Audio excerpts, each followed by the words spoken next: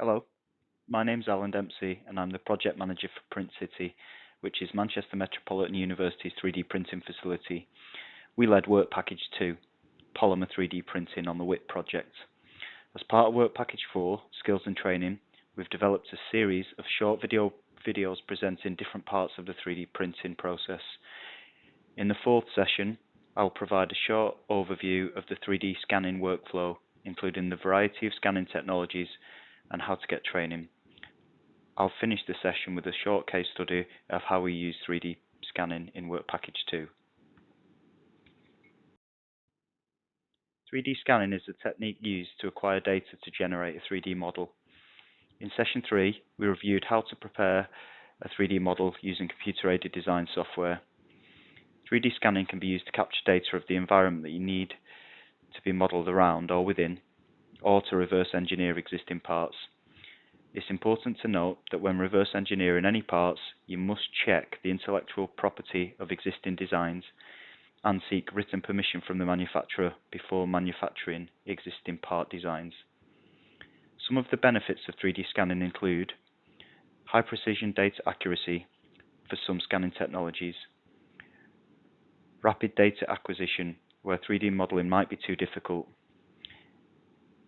It's a non-destructive process, and you can seamlessly integrate with CAD software packages, making the workflow of 3D scanning to 3D modeling simple.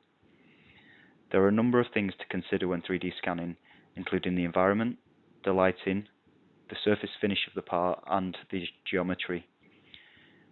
However, the workflow for 3D scanning generally includes preparing the part, so considering the lighting, using things like non-reflective sprays and turntables. 3D scan the part to acquire the data. From then, you process the point cloud data to generate a mesh. You then import that mesh into your CAD software package, where you can model the part in CAD if required. You can check the quality of the CAD model and then validate. And finally, you can export the CAD model for Polymer 3D printing, which we'll cover in a later session.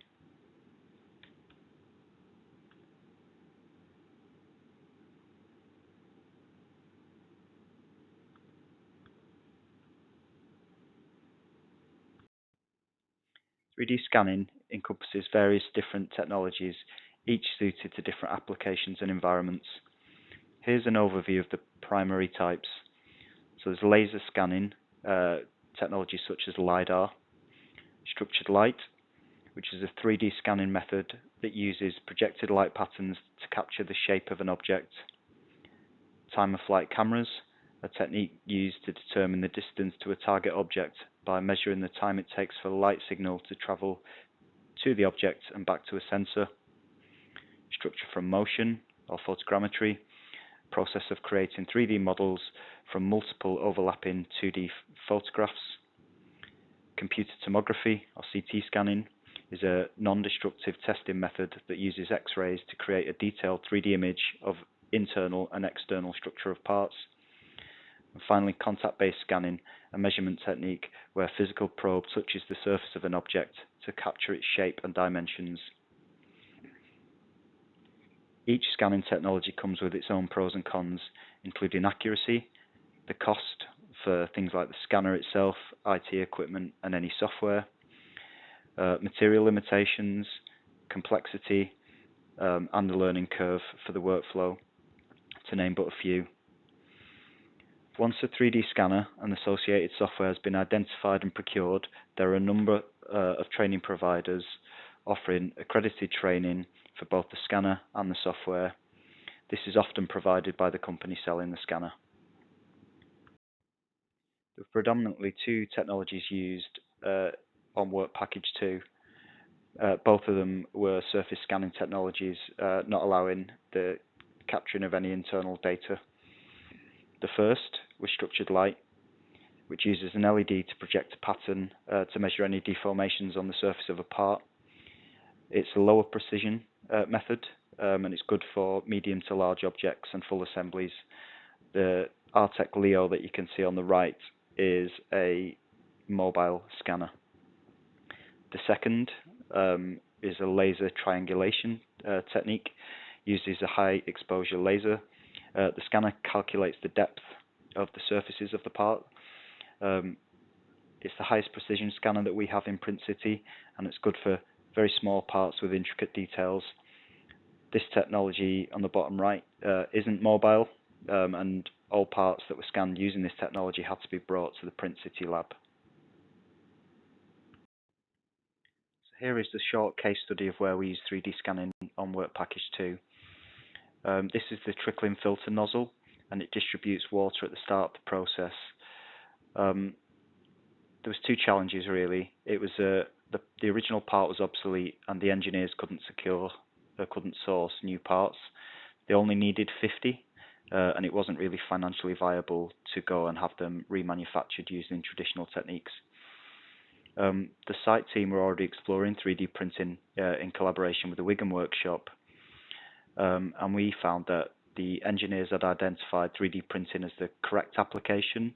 However, there was a bit of a knowledge gap because the parts that were 3D printed had been 3D printed using, in our experience, the wrong technology, an extrusion-based technology using filament printing. Because the part required a screw thread, the shape and the orientation of the part meant that this technique wasn't possible. However, at Print City we had a selective laser sintering technology that we felt was more appropriate for this particular shape of part.